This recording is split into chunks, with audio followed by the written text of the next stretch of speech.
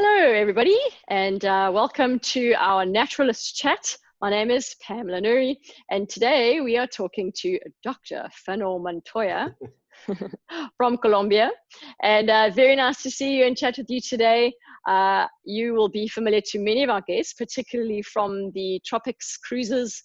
All around, I know you specialize in a lot of the South Pacific trips, although your background and where I know you from is, of course, the Indian Ocean.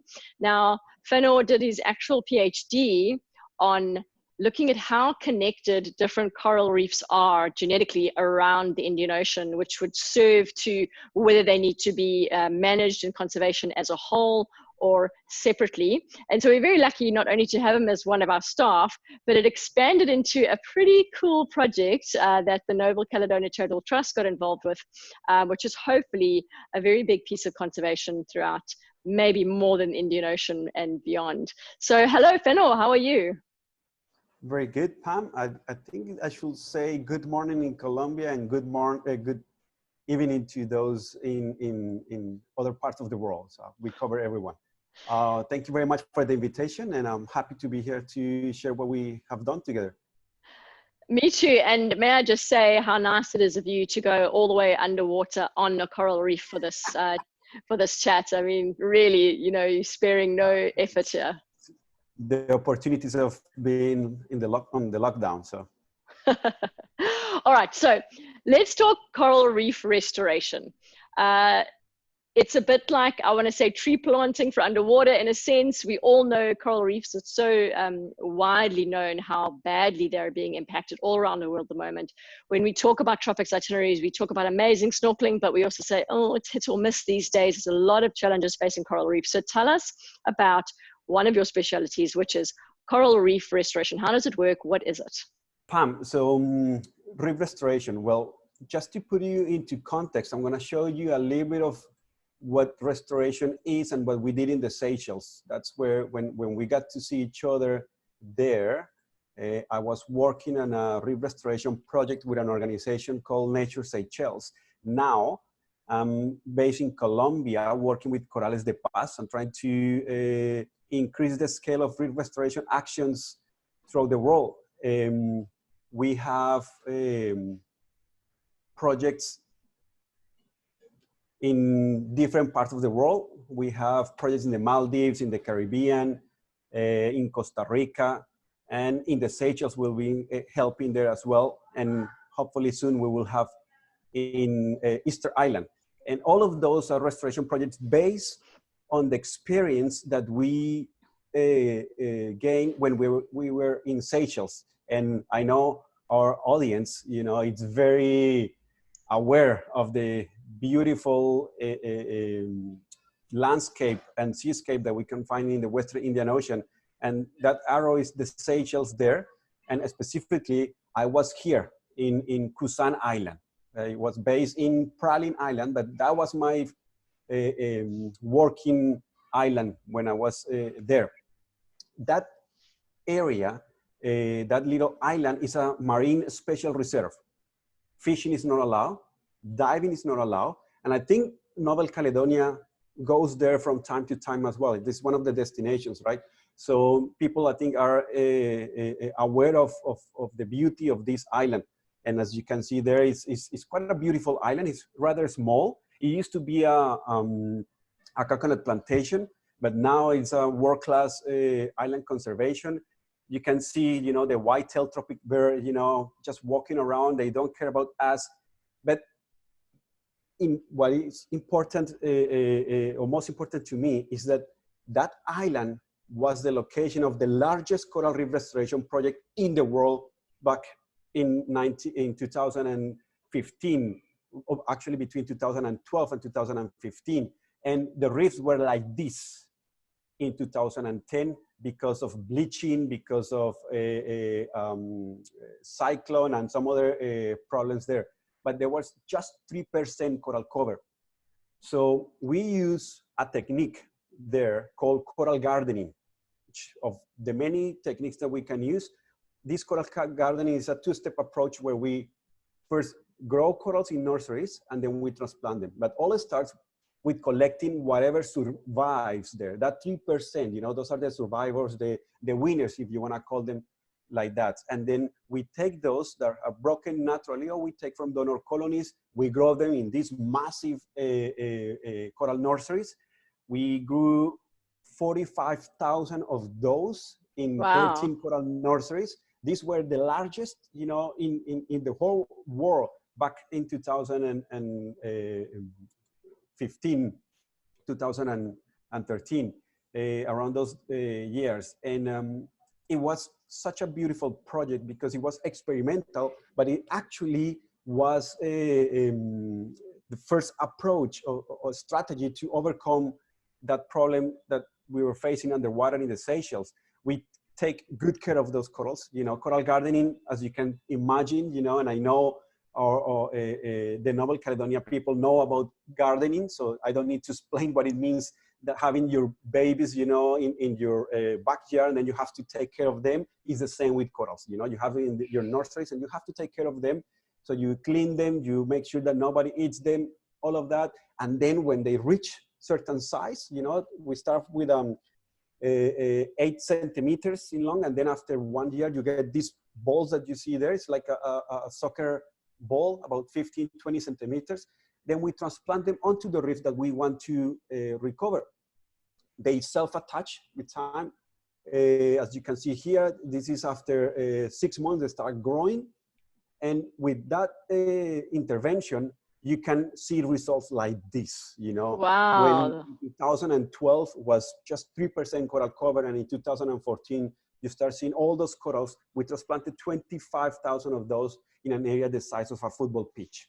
And in 2 years, you get to see those results. And the data that we publish definitely shows that it works. And it works because it's linked to protection. It's a marine special reserve. And now we have intervention. We link those two, you know, and then what we did, it was jumpstart the recovery. We control the impacts, and then we add corals, you know, to bring the fish back, to become more attractive, to add a structural complexity, to make that reef function again. And does it work? Well, the results speak for itself. And we made the news, you know, anybody wants to see what we did can go to Inside Africa and look for the Reef Rescuers Race Against Time. It's like about a 10 minutes video, nice, that explains everything. I will invite you to look for it. We also became a tool for solutions for a healthy planet. We developed a toolkit so that we can share, you know, the knowledge with the world. Everybody that wants to start in reef restoration, you know, based on our experience, can use this toolkit. And we also developed 6 weeks training program to train people.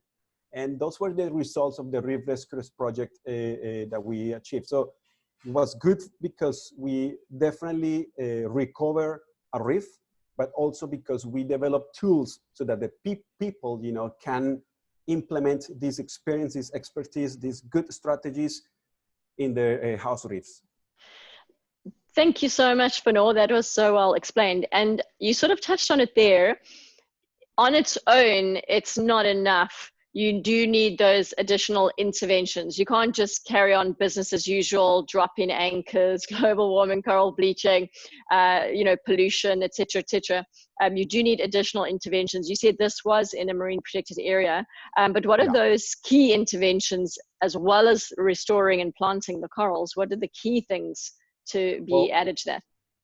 Well, definitely you have to say, as a whole rule of thumb, you have to control the impacts. And that means reducing fishing or using fishing gear that is not damaging for the reefs, having good tourism practices, you know, so anybody wants to dive or snorkel, that they don't touch the reefs, that if they're gonna go in the water, you know, they don't use sun cream that has oxybenzone and other chemicals that damage the corals. What else? Pollution is a very important one, you know, and I know we say that a lot, you know, reduce plastics and whatnot, but it actually works. Corals in contact, you know, with plastic have 25 times more chances of getting diseases than those without contact with plastic.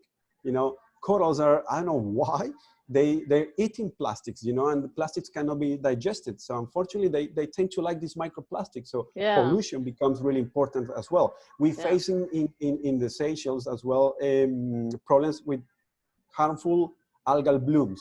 So fertilizers will be an organized link to pollution. So those, you know, controlling fishing, controlling tourism, and controlling pollution and reef tourism per se, as in substances that we use, are key factors, you know, that we can implement to assist the natural recovery. If we were just only those without intervention, as in reef restoration, we will be doing reef restoration.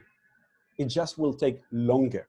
Yeah. We won't see the recovery as quickly as we will see it, you know, with intervention, active intervention. All right. So now there was this aha moment. You were developing this reef restoration program, a training program. We have the Noble Caledonia Charitable Trust. We go to beautiful snorkeling islands all around the world, and especially in the Indian Ocean. And tell us how this aha moment put the whole lot together, and what was the big project that you ran in the Seychelles?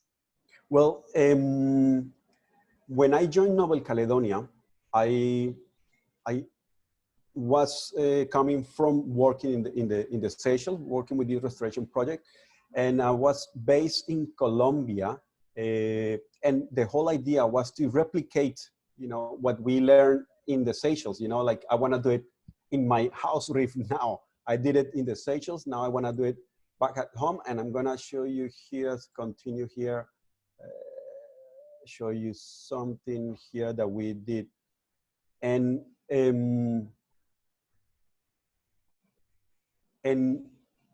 I was doing this exercise that we did in Seychelles, we did it in Colombia, and that was, we implemented the largest scale coral reef restoration project in the Caribbean, much smaller than the Seychelles, but implementing that.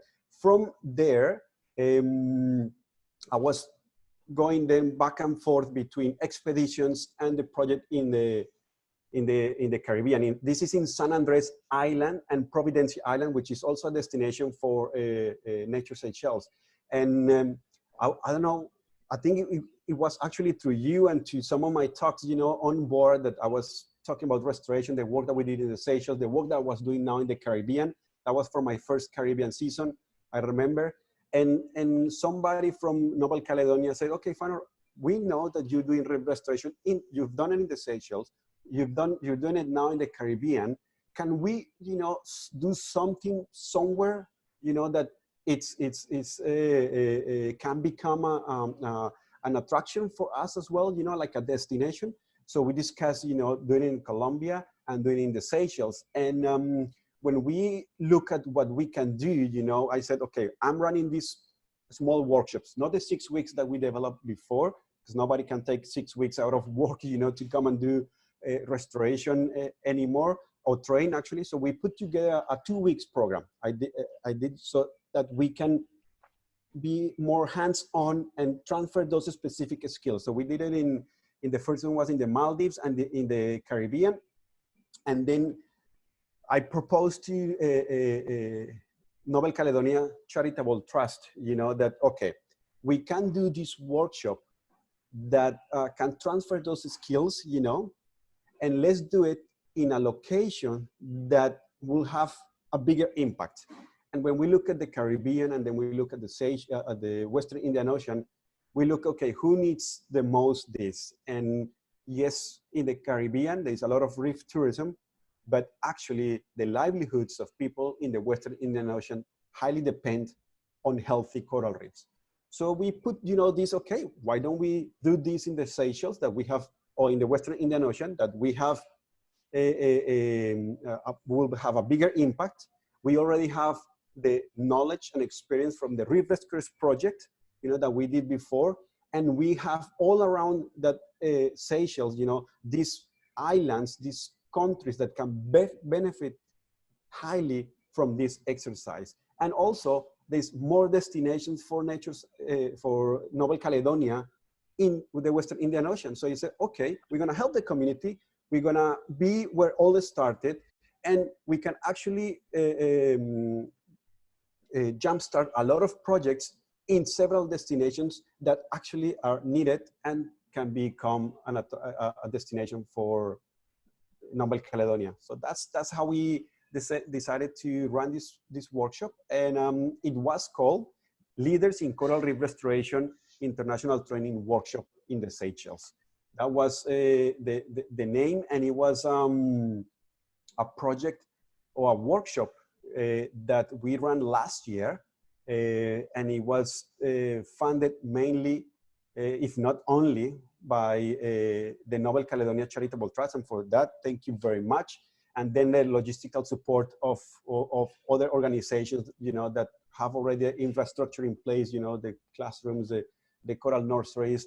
We have land-based classrooms, and we have underwater classrooms as well. So we have all of that, and it was a really nice opportunity to transfer this and have a bigger impact in the region. And that's how, that was our aha. It wasn't like once-off thing, like, oh, let's do it. But when we look at what we can achieve and where we can have a bigger impact, it all came down to this workshop. Yeah.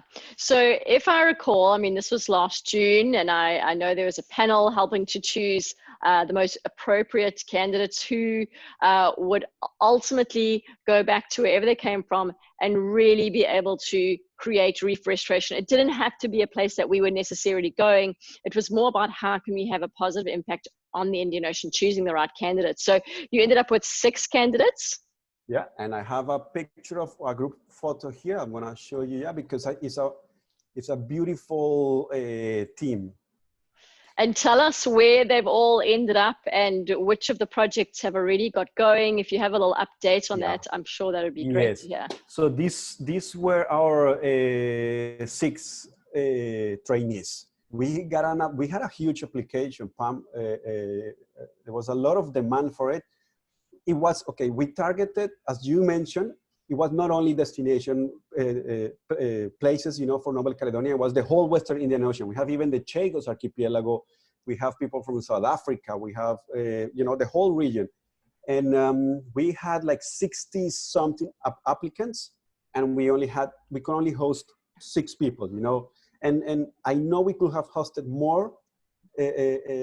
Financially, it wasn't the cost, it was more the logistical. We couldn't have more people in our base in the Seychelles. So we only have 6 people, and it was very difficult. We have people selecting from Nature Seychelles, from the Noble Caledonia Charitable Trust, from the Reef Resilience Network. We provided all the online training before the workshop, and Corals de Paz. So we selected these 6, and they represented different countries. We had people from Madagascar, and from Madagascar. We had Jean de Villiers from Tanzania. We have Esther from Mauritius. We have Christopher from Rodrigues, Irwan from Mozambique, and Dishon from Kenya. And what I like of this team, Pam, is that it's all rounded. What I mean by that is, this is the next marvels when it comes to restoration, because we have Anne is a dive instructor, and she works closely in Madagascar, in Infati, with the community. You know, that she trains the people, and you know that Madagascar is quite poor. Jean de Villiers, he is from South Africa, but he's based in Mafia Island in Tanzania, and he has a lodge, an eco lodge, and he has worked as well a lot with the community, but he's more of a business-oriented person too. Esther is a photographer. She's also is a model, so she's quite well well known around the diving modeling, you know, so she can bring a lot of support as well, and a dive center as well in Mauritius. Christopher is a fisherman, you know, he's a fisherman. I think he only did high school, but in his application, he was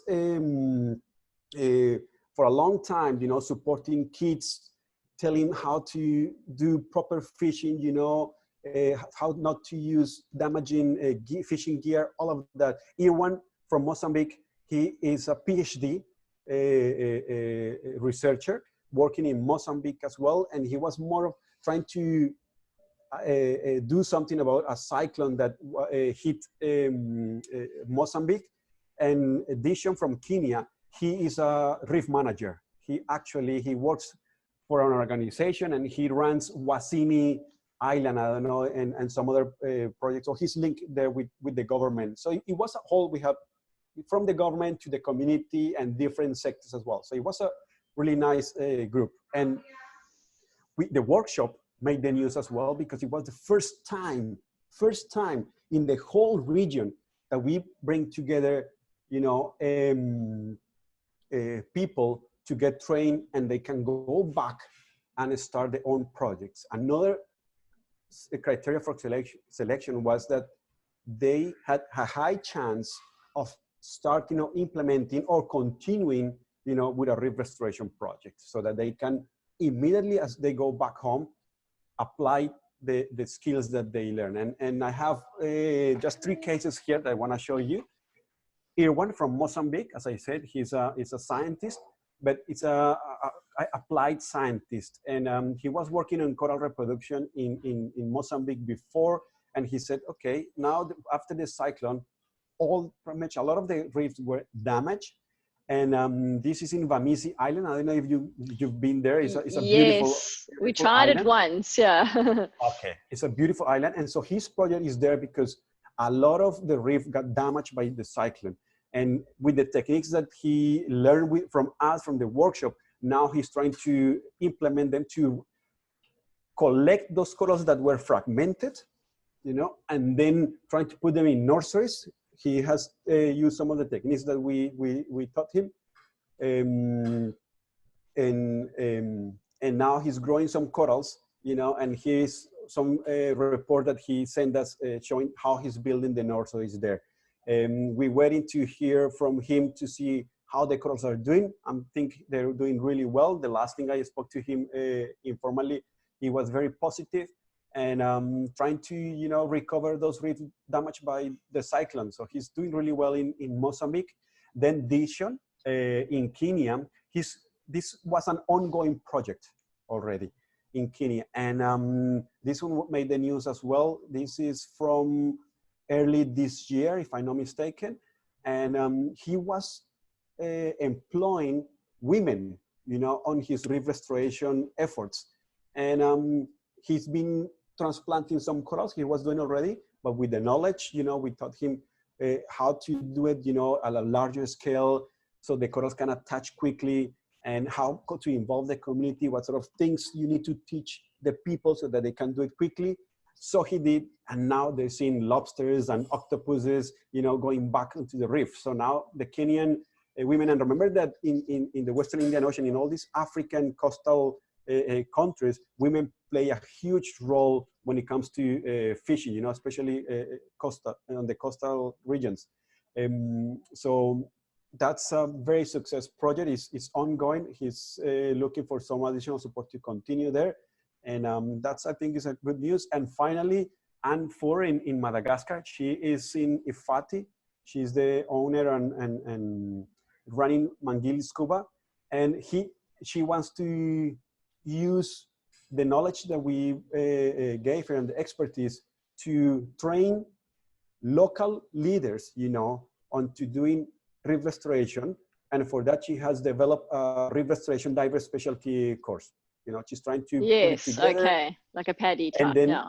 Exactly. And now she wants to focus, of course, in the tourists that go and visit her, you know, but she's looking more of she has her dive center is located like within a lagoon, and she wants to set up some nurseries there and then transplant some other corals there so that the lagoon is better, and that lagoon is exploited by the community. So she wants to train, you know, people in the community so that they can benefit from this. So hopefully she will get to do that. So yeah, it was a nice group. That's so fantastic, Phanor. Thank you so much for the feedback on those projects and also explaining how they work in the first place. Hopefully in the future, when everything settles down again, we can do another one of these, you know, these training workshops, maybe even another ocean basin. But this one was a huge success and we're so proud to have been involved in it. So thank you so much for your time, and I'll pass on any questions we get after this blog, but I'll wrap it up there and say have a lovely day, and thanks so much for all of that. No, thank you very much for the invitation, and I hope we get to do more of this. The reefs and we as reef users need it. So thank you, Phanor. Have a lovely day. You too. Okay. Bye.